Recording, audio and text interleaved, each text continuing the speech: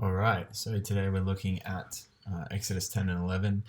We're going to look at the last cycle of the plagues. So, the plague of hail, this is the first of the last cycle, and it's a much longer account than the previous plagues. Most of them have been about 5 or 6 verses. This one's 22 verses. And we're told in the preamble of the plague that this is going to be the most severe one yet. This third cycle of plagues seems to be much worse than the first two. And we're also told in the preamble, in verses 14 to 16, that God wants this story to make his reputation go around the whole earth. So 14, 15, and 16, the last word in each of those sentences is earth. God wants everyone to know about this. And this hailstorm is the worst hailstorm that has ever occurred in Egypt. But God warns them. He tells them ahead of time, and he gives them a chance to prepare for it. So he tells Moses to tell Pharaoh to give an order to bring in all the livestock and the slaves. We find out that some of Pharaoh's officials actually heed that warning, those who, we're told, feared the word of the Lord, and they avoid the calamity. So God extends mercy here, not just to the Israelites because they're Israelites, but to anyone who fears the word of the Lord. Now, that's important to notice. Even though Egypt are evil and sinful, God is willing to extend mercy to those who fear his word. So the hail falls and destruction takes place everywhere except for in Goshen, where the Israelites live, and it doesn't happen to those who heed the word of the warning of God.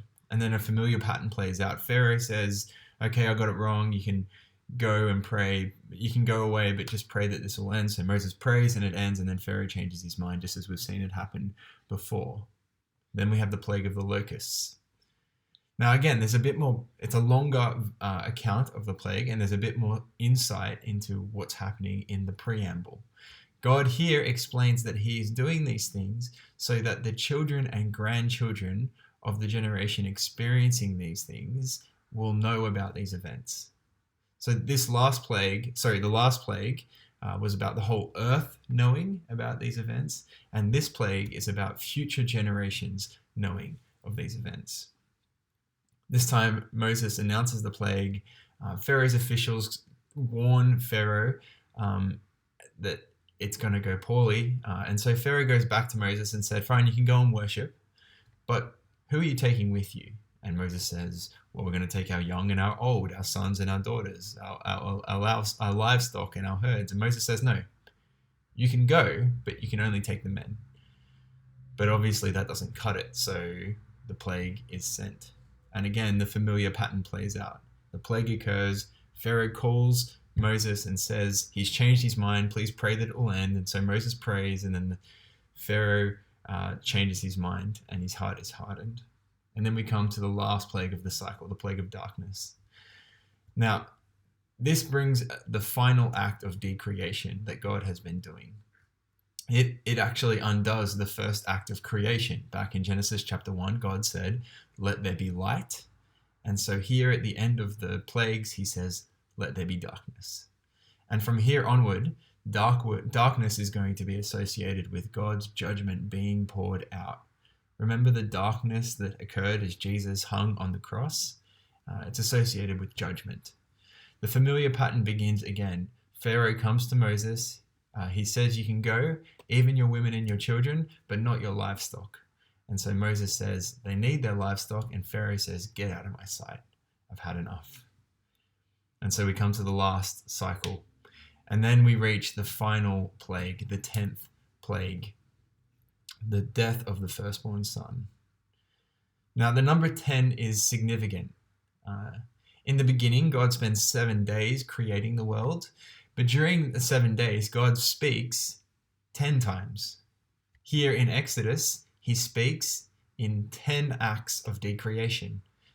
And then in chapter 20, in a few chapters' time, he will speak 10 times again. That is called the 10 Commandments.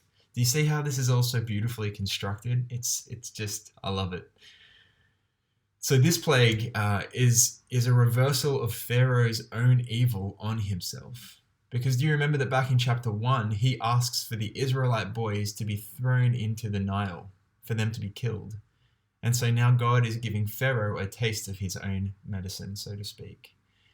And it will make the Egyptians feel the way that the Israelites felt under slavery. Verse 6 says that there will be loud wailing throughout Egypt, worse than ever has been before. So this is just like the loud cries that the Israelites led up to God back in chapter 2, when God heard their cry. But the important thing to note about this one, and we'll explore this more next week, is that there is a way of escape for this. God provides a way of escape. Now, it doesn't specify who was able to take advantage of God's mercy here, just like with the hail plague, but we will talk more about that next week as we read about the Passover. Okay, how can we wrap this all up? We see later in the Bible story that these plagues achieved exactly the purpose they were set out to do. Because later in the Bible story, we see that people from all nations, all parts of the earth, know about these events. More than 40 years down the track, when Israel sends their spies into the promised land and they meet Rahab, the prostitute, she says, I know that Yahweh brought you out of Egypt. And she turns in faith to God because of it. And then a few chapters later, in Joshua chapter 9, the Gibeonites also have heard about these events. They say, we have heard about all that Yahweh did in Egypt, and they fear him as a result.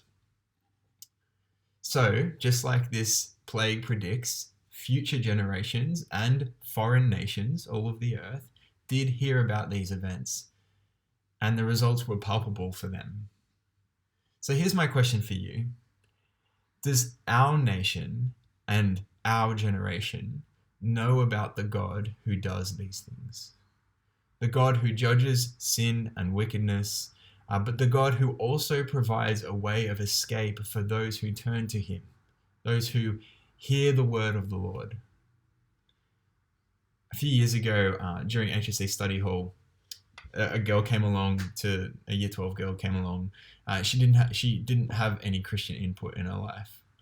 During the week, we kind of delicately raised the idea of God judging sin, and I think probably even the idea of hell was brought up in our discussion groups. And her response was this.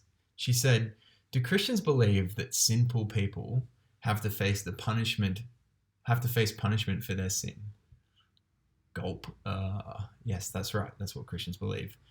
And Christians believe that punishment is hell. Oh, even bigger gulp. Yeah, that's what Christians believe. Her response to that, hearing that for the first time, is, well, then how come no one has ever told me that? She said, my neighbors are Christians. I've got friends who go to church at school. No one has ever told me that. She didn't know that the God that we worship is a God who judges sin. But more importantly, she didn't know that the God who we worship is a God who provides a way of escape for those who turn to him. This was a reminder to me, that this is what our people, our nation, this generation is like. Gone are the days where everyone goes to Sunday school. Gone are the days where everyone who has a grandma or a grandpa who tells them the gospel. And we might bemoan the loss of those days, but they're gone. That's just a fact. And so how are we going to tell our nation and this generation about the God who judges sin? But more importantly, how are we going to tell them about the God who provides a way of escape? Because God wants to be known as the God who is compassionate and gracious, who's slow to anger, who's abounding in steadfast love and faithfulness, who maintains love to thousands and forgives wickedness, rebellion, and sin. That's how God wants to be known. And he also wants to be known as the God who will not leave wickedness unpunished. These people, our friends, our family, our neighbors, they need to hear that God is the one who warns us and who waits for us and who pleads for us to come to him.